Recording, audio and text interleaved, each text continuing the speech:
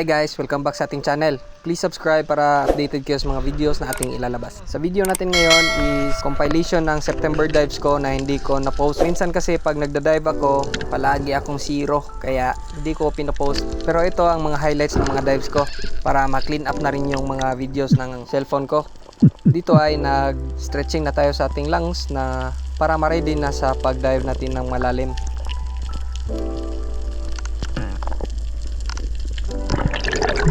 Okay, ready na yung lungs natin. So, punta na tayo sa medyo malalim na part na. Kaso, malabo yung dagat ngayon. Pero sa ilalim ay okay na rin.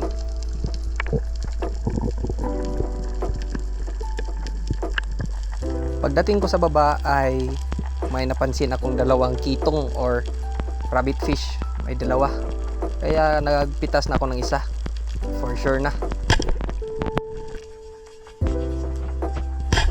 So nahuli ko yung isa at para mabigay na rin natin sa ating boatman na para may maulam din siya sa pag-uwi niya sa bahay nila.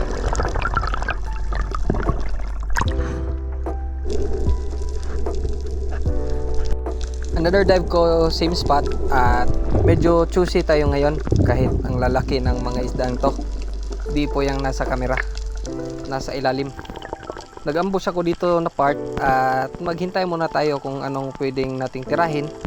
Tingnan nyo na lang yung susunod na pangyayari.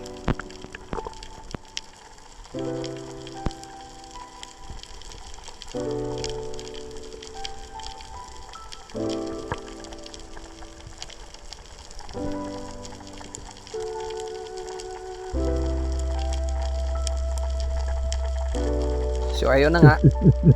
Nag-fish call na ako at may lumapit na lalaking trivalis. Medyo nasobrahan ako sa pagpili kasi mas malaki yung nasa likod. Nasa 6 to 7 kilos. Pero yan, nasa 4 kilos na rin yan. Sobrang choosy ko ay di ko na natira. Sayang yun. Yung nasa lower part ng isdang yan is mga long nose emperor. Ang dami. Kaso di din lumapit. Kaya wala tayong natira. Hintay ko yung mga trivalis baka bumalik. Kaso nga wala na talaga. Sayang yun.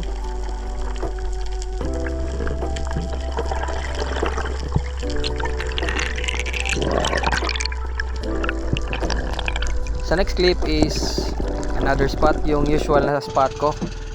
At yung dala kong pana is 100 cm. So ito yung mga huli ko sa araw na to. Chuka dive in 10 meters siguro. Maganda sana yung current kaso wala talagang malalaking isda. Pero may lumapit din. May maliit na talakitok na nasa unahan ko. Di ko muna pinansin baka may dumaan pa na mga mas malaki sa kanya. Kaso wala talaga. Kaya at nung lumapit na yung trevally is tinira ko na. Di ko na pinalampas kasi isa lang yung nagpakita sa araw na to.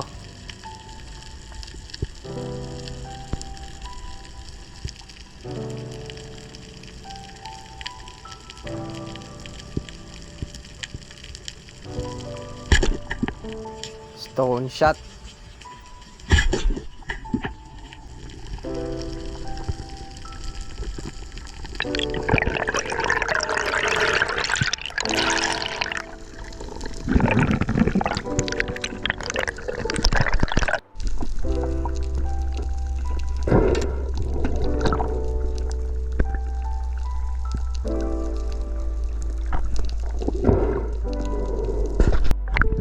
Dive in another spot. Shallow dive lang tayo para pang ulam din.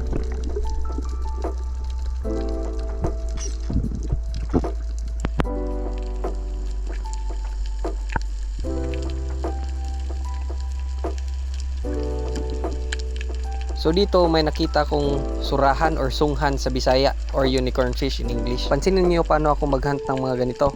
Ginagamit ko yung mga bato na pwedeng ma-cover ko at para makatsempo tayo na mas malapit pa. So ayun na nga, medyo komportable siya sa akin kaya patay.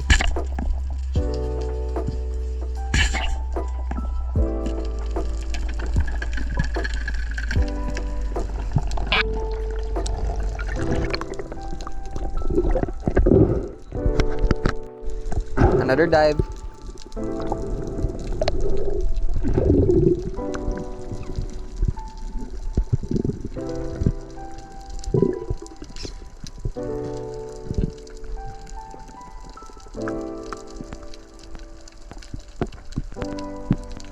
Shoutout nga pala kay Quims TV, Lyle Bandahon na nakabili sa ating 90cm na SG, Joshfer TV, Dindo Stephen, at Catmon Mini Sound Provider. Salamat sa suporta. So ito, target practice, isang bangaw or kind of snapper, flag snapper siguro ni.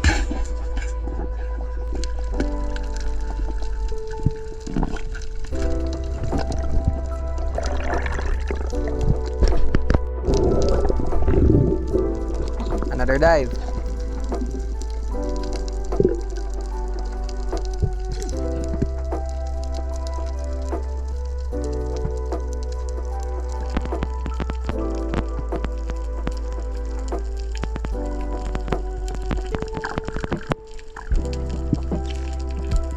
Napaka-useful talaga yung pagdadusting kasi para ma-camouflage ka talaga sa ilalim ng dagat para may harang ka na di ka makita ng isda.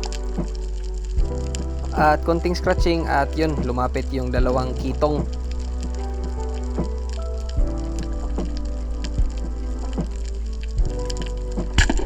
Yung rubbers ko pala na gamit nito is ang live spear na rubbers.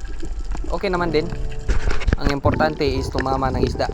At pagkatapos nun, ibang spot na naman. Ang daming dalagang buki dito sa spot na to. Kaso walang naghunt sa kanila ngayon. Sobrang malas ko nito kasi yung weight belt ko ay naiwan ko sa bahay. Pero may mga kailala tayong bagong Spiros kaya pinahiram nila ko. Salamat kayo, Godfrey.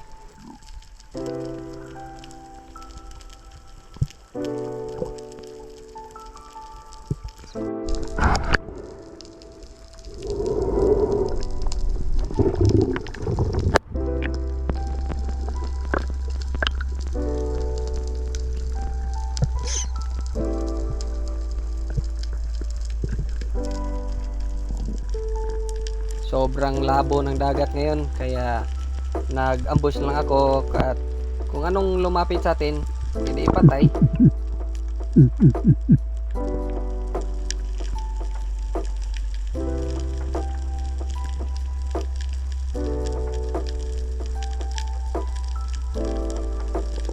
Ito na yung lumapit ay paboritong isda.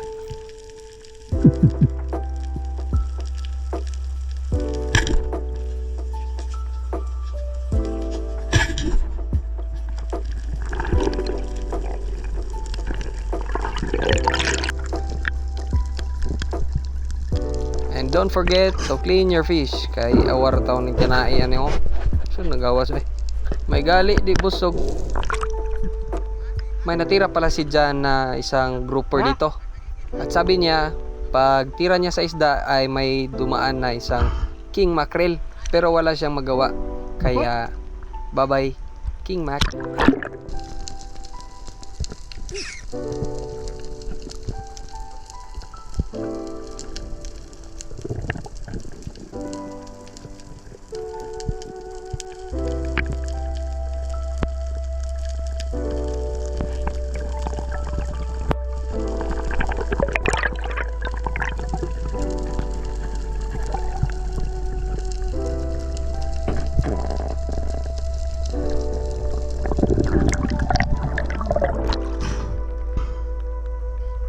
Ada balayan pun aku dia. Balayan pun kuda dia.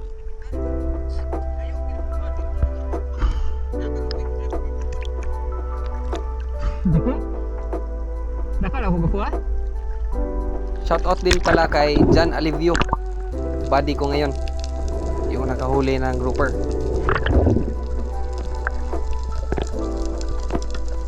So dito may nakita akong coral trout nakatambay sa labas ng bahay niya, kaya nag free fall na lang ako at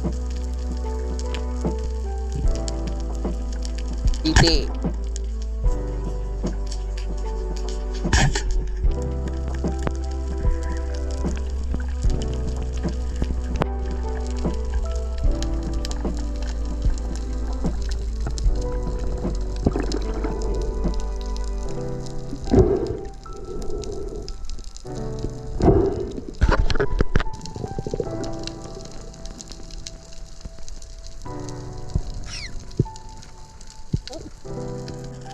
Ang daming golden trevally na nakatambay sa aking kamera.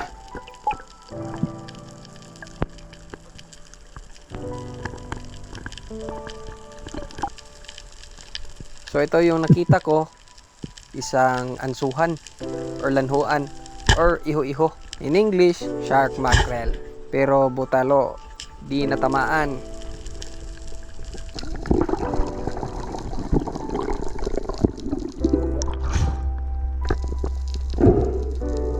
As usual, kunin natin yung mga plastic sa dagat.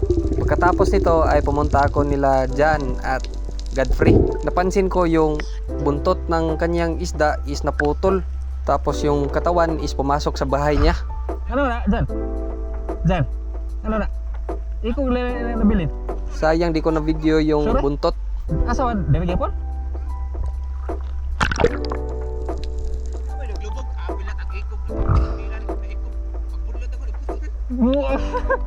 So salamat sa pag-suporta ng ating channel at see you next episode.